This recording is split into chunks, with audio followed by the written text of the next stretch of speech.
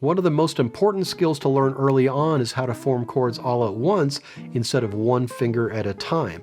When you first start learning chords, the natural tendency is to place your stronger fingers down first and then your weaker fingers. For example, when I was learning the C chord, I would place my first finger, then second finger, then my third finger. At some point, I started purposefully forming my chords from the weaker finger to the stronger finger. In the case of the C chord, that was finger 3, then finger 2, then finger 1, and I found this to be very helpful. Of course, the goal is to be able to place all your fingers down at once, but this helped my weaker fingers become a little bit more independent, and I discovered that after a few weeks of thinking like this, I was beginning to form my chords all at once instead of one finger at a time. Another thing that helped me quite a bit was this chord hammer-on exercise. For this exercise, you're going to form any chord. We're going to stick with the C chord. And what I'd like you to do is take the pressure off the strings, but keep touching the strings.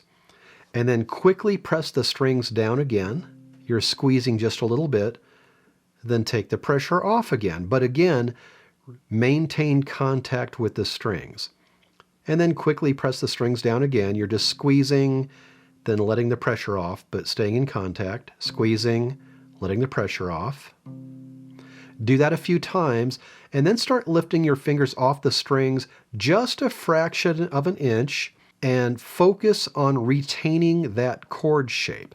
Then quickly hammer down on the strings and try to get the chord to sound with just your fretting hand. Now you're not going to get much volume because you're not taking your fingers off very far. That's okay. Now keep repeating this, but each time you lift your fingers off the strings, lift them farther and farther from the strings, and again, maintain that chord shape. And as you lift your fingers farther and farther from the strings, that hammer-on should get louder and louder. Eventually, you're probably going to lift your fingers far enough from the strings that you start to lose accuracy.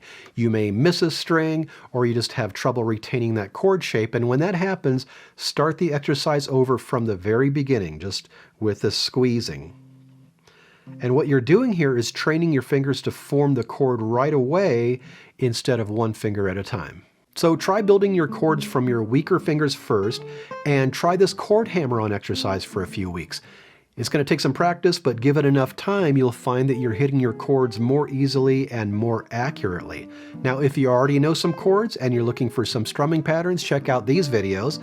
And if you are looking for more content like this, please subscribe.